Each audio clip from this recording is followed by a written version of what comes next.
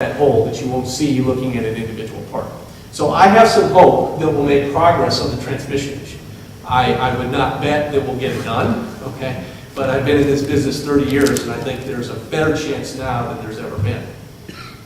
So I'll finish with just a word about the environmental, because it doesn't relate to the integration, but sometimes it comes up. Wind generation has obvious environmental benefits, but you hear about the birds and the bats, right?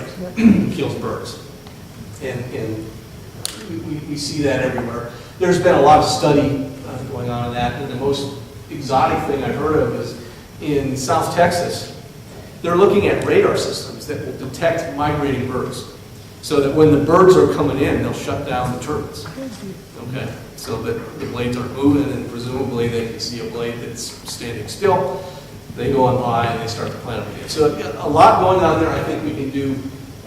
We can get around the problems. A lot of the problem came from the fact that in the Altamont Pass area in California, San Francisco Bay, they shouldn't have built those turbines there in the first place. It was a raptor area.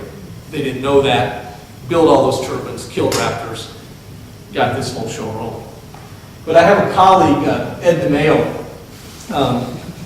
in the industry, and Ed had these slides one time. I told him I stole them. I think it's really interesting. He told a story about his cat, Nellie, that is very proud of her hunting skills. And Ed lives in Palo Alto, so he's not like in the jungle, kind of thing. But Nellie will bring her kill into the garage to presumably show her master her proficiency at hunting. And Ed figured that about twice a month he sees birds in the garage from Nellie. Okay. If we look at sort of the history, small plant in Minnesota, 15 1-megawatt turbines, the statistical average in that part of the country, bird kill would be about 30 birds. So Ed's moral of the story is that he has a 20-megawatt cat.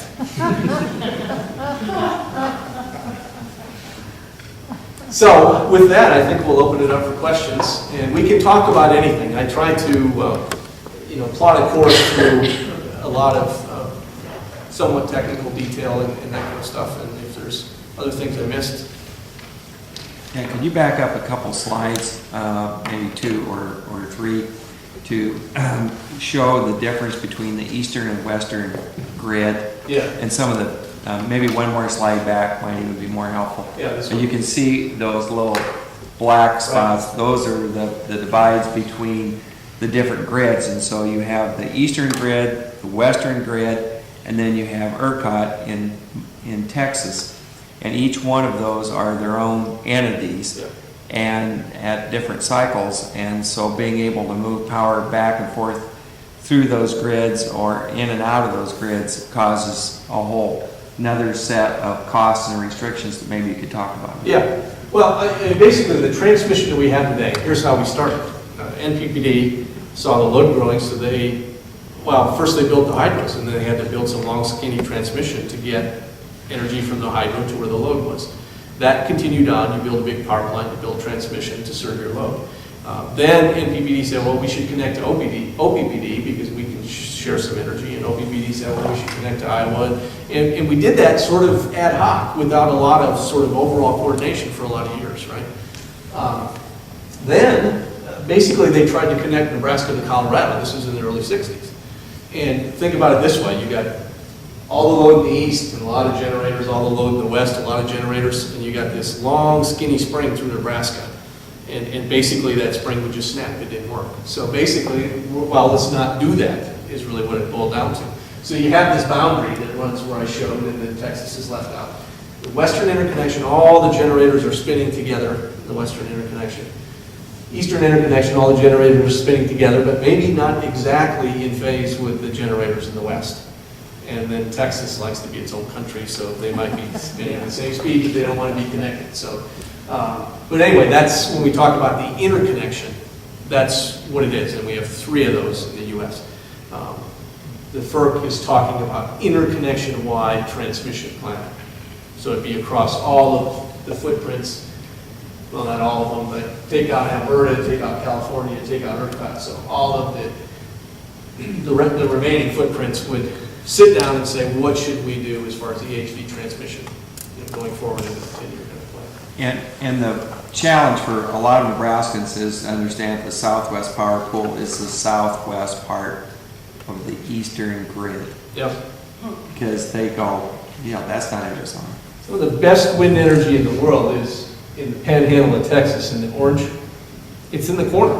There's no transmission to get it out to where load is at. And SPP is, trying to resolve that going forward. Can we move back to that other slide again? Oh, did I? This one? No, the grid one. As I understand it, they're going to do an extension of the 1,000 kilovolt DC line from Utah up into Wyoming. They can pull the wind energy out of Wyoming and run it down to California. Is that correct? I'm not familiar with all the transmission lines in the West. I know there's ones called the High Plains Express that goes from Wyoming down through Colorado, and then it kind of ties into the plans, New Mexico and Arizona. The transmission planning in the West has been on a regional kind of basis. Okay, and now there's some notions because of the wind resource of doing it bigger. The Western governors are on record saying we need to do, an interconnection-wide view. California doesn't necessarily want to play. They have those kinds of politics. So they're probably not as far along as what's happened in the East. MISO led what was called the Joint Coordinated System Plan activity that began in 2008, where all of the ISOs and TVA in the Eastern interconnection got together and said, let's look at a super regional transmission plan for the year 2024. I guess the point of my question was is that part of the talk is that when you go to the DC line, you have a lot fewer sighting problems in particular, because I think you can put them underground, right? Well, yeah. There are some advantages to DC. The disadvantages is the getting on and getting off cost, because you got to build a converter station to go from AC to DC. But you can go a lot longer distances with DC. You don't need as many conductors. There's different arrangements. You could go underground. Dale Osborne from the Midwest ISO has that concept where it wouldn't be underground. It would be in poured caissons that are above ground, potentially down the median of an interstate highway. Yeah, that's good. Okay, use that available right-of-way kind of thing. So it'd be a sort of a hybrid. Gary? You might point out that map was done by this fellow at AP. That's a conceptual. It's conceptual. In fact, I Nothing to do with it. should have dug out one of the JCSP overlay maps. Yeah. And Bob, while we're on this, and we mentioned the issue of birds, Yeah. which is something that a lot of people think of when they look at that line going down the Central Florida, Yeah. where it forms into a really tight, concentrated area, like this narrow corridor. Yeah. People should be aware that the Fish and Wildlife Service and the Nebraska Game and Parks Commission and several other organizations have developed a map that they are now working with utilities on in advance of these plans being proposed to talk about where sensitive areas would be in terms of avian populations, for example, so that as we do our planning, we can avoid those areas. And I think it's really wonderful, forward-looking. Maybe that radar system isn't so crazy. No, I thought it Obviously, makes the a lot of whooping sense. cranes, that's, Sure. I mean, there's not that many, so it can't take them that long to come through, right? That's true. Do we? Question on The this. slide you have with all the ISOs and the other entities, and this kind of takes off from a couple of other questions asked, but there's so much conversation and work to do when talking about the super grid. What are you seeing at the present time for these guys all sitting together and talking and communicating? And I mean, where are we exactly?